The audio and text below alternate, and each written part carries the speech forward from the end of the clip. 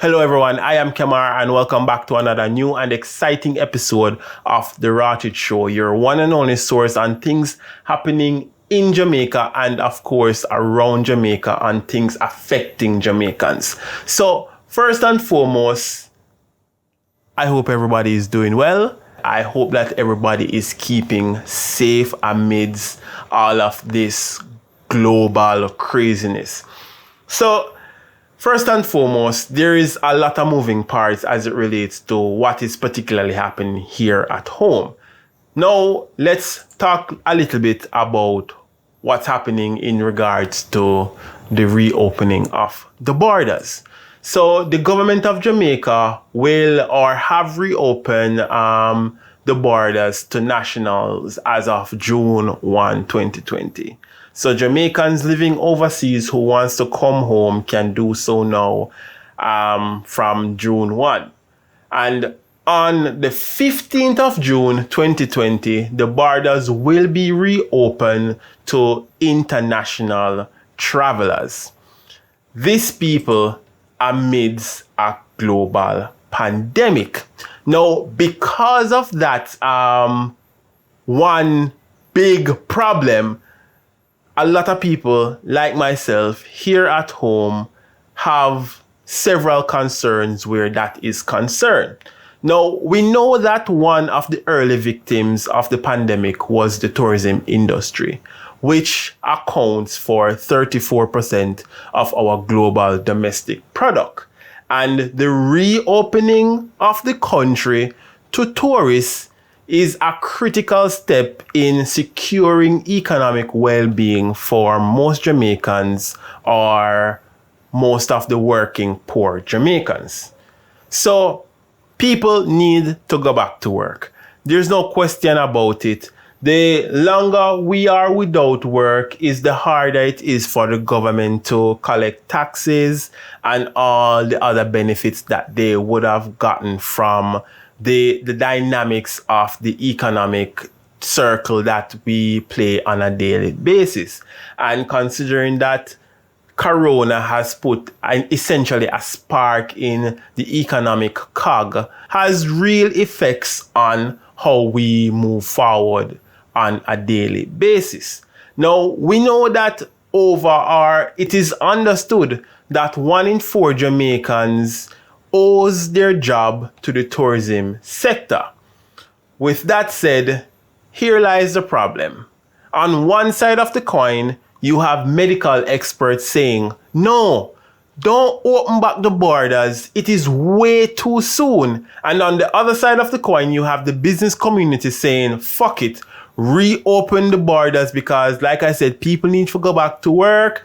People are unproductive, people are unemployed, people need to pay them bills. And as Prime Minister Andrew Holness outlined recently, we have to balance lives and livelihoods. So amidst all of this, Adam Stewart, a major stakeholder in the tourism of things and one who seeks to benefit most from the reopening of the borders, was seen congratulating the Prime Minister on the reopening of the borders. And this kind of felt tone deaf to a lot of Jamaicans who are really concerned about the reopening of the borders. And trust me, they are quite a few. As you know, Adam Stewart is one of the major stakeholders in the Sandal resorts and so on. Recently, his father, Bush Stewart,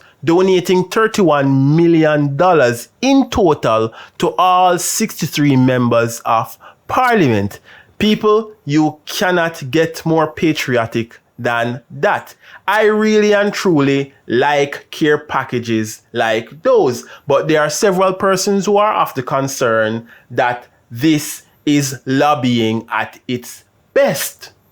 We also saw Adam Stewart indicating in another tweet that Jamaica's health safety protocol is over 100 pages and it is a world-class document. So I'm going to give the Jamaican government the benefit of the doubt that they won't just spread their legs open and drop draws and allow for people from countries like the US and the UK to just come into the country without being tested or being quarantined. So in responding to a potential customer, Adam Stewart responded that there will be no testing, no quarantine, only standard airport physical observation for symptoms and thermal checks. But rest assured, people, that the government have the best interests of its people at heart. Please note, however, that if our numbers start to rise significantly, we will reimpose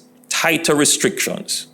So let me get this straight. You're telling me that we have the outbreak under control, our recovery rate is steadily declining, and we are going back to business as usual, only to have a resurgence and then return back to physical distancing and all the other protocols that was set in place to begin with? That makes sense. So I want to know, what are your thoughts on this particular move on the government's part in reopening the borders, or essentially reopening the economy fully to allow for the tourism sector to resume its business as usual process? Of course, they said that there are protocols put in place, but do you have any reason to believe that these tourists will abide by these protocols when they get here? And of course, this COVID situation is unprecedented, and each and every single person is doing their best, I'm sure, to get back to some level of normalcy. But do you think in your hearts of heart that this is the right move on the government part? If not, I would love to know in the comment section down below. And if you have any other suggestions on how the government can move forward in reopening the economy, I would also love to know in the comment section down below.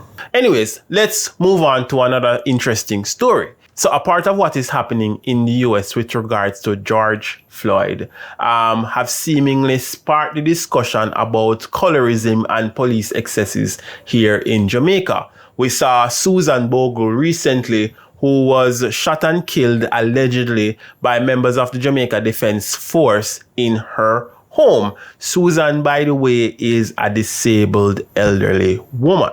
We even saw recently where this young man's leg was broken as a result of police executing their duties on persons who they deem to be considered not following the whole curfew order. Now, on the issue of colorism, which is a dynamic topic here in Jamaica and one that can really get heated very fast. You have people bleaching. You have people wanting to be accepted in our society more because they believe that having a lighter complexion will guarantee you a certain position and status in the world. Of course, we saw one of the most notable celebrities here in Jamaica bleaching his skin would be Vybz Kartel. It is a status symbol for most, the lighter the better. We have seen continually over the years songs preaching that brown women are prettier than light-skinned women, and just the list goes on.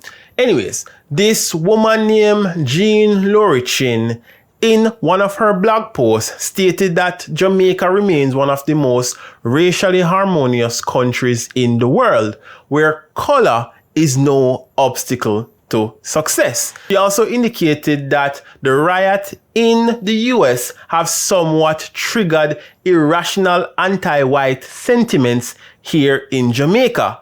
People are stating, she argued, that the descendants of estate owners are running Jamaica, which is essentially not true according to Lowrie-Chin. She also made reference to Butch Stewart, that he is not a descendant of the planters and had a humble start in life. She also pointed out that Michael Chin is the son of an orphan and that the owner of Caramed and Kirk distributors Glenn Christian started out as a postman, and that the Hendrickson started with one small bakery in Mageti. Now, in off that discussion, you had Mackerel, who had her birthday over the weekend, celebrating her 20th birthday. She posted some pictures on Instagram, and the person started to compare her as a drunkro and as a cockroach. So this high-collar youth by the name of Ryan Mattis came to Mackerel's defense by stating this. When do you guys plan to grow? At one point in time, do you say to yourself, I need to cut the shit and I need to grow the up? You guys mean to tell me that just yesterday you were talking about colorism and prejudice and racism in Jamaica, and on a comp on Twitter and compare Mackerel to a cockroach and a jankro? What the is wrong with you people, brethren? What is wrong with you people? The girl can't even enjoy her birthday, dog. When I get out of hand now, star. At what point in time do you guys wake up and say, yo, honest to God, this shit has to stop? The girl don't trouble nobody. She's been a victim of abuse, brethren. I wanna tell me something, you can't just build upon the jokes for one day. One day, and you can't just relax on a bumbleclad self and say, yo, maybe this is a little too inappropriate. Maybe this cross a fuck line. Maybe it's time we cut this shit out. It not funny, brother. It don't funny. Which is a noble jest, of course, but this sentiment is coming from someone who stated in the past that having sex with a black girl is like having sex with your shadow. He also went on to say in another tweet, and I quote, I wish I was black and all kind of ugly. Yes, I'm pulling a racial card. Yes, less people would stare. No, I will not take it back. End quote. I'm really and truly lost for words. Of course, you know, Twitter dragged him to the point where he eventually had to disable or private his account as a result of the backlash he has been receiving. Now back to the Lowrie-Chin saga, and the whole Jamaica is the most racially harmonious country in the world.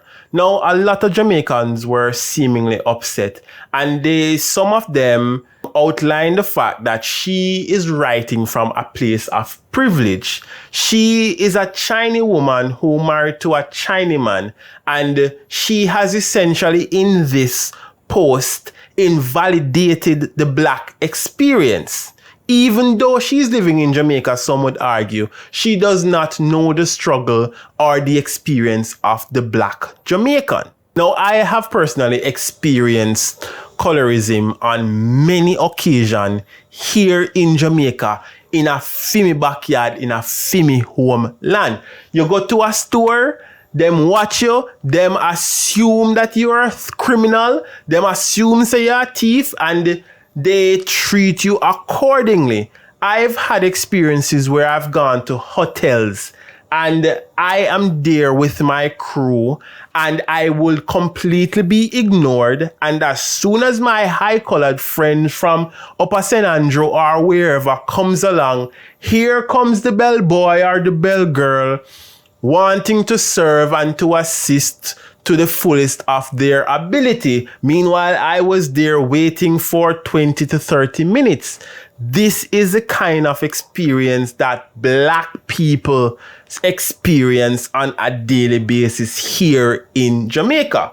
And apparently, so too have Rush Camd. In one of his tweets in responding to Lowrie-Chin, he explained that whilst he was going to Campion, his mixed classmates were allowed to grow their hair, whilst he could not do a fade because it was, quote, considered inappropriate for school. To which Lowrie-Chin responded by saying, I have my 3 companies to run to keep my staff paid, so bye for you. Clearly again invalidating his experience. Like I said, Jean Lowrie-Chin is a Chinese woman married to a Chinese man. She does not understand fully the experience of a black Jamaican living in Jamaica. Like I said in my previous video, Jamaica don't really have racial issues, but we have what is called classism and all the other isms that associate with it. And in that in of itself can make the experience of being a black Jamaica extremely difficult. But that's just my 2 cents on all that is happening in the world. But what are your thoughts? What are your views on all that I've discussed? Please, I would love to know down in the comment section down below. Thanks again for watching, and if you have not done so as yet, please remember, or at least consider to subscribe to this channel to get updates on all things happening on this channel, and just be a part of the community. It's a great community.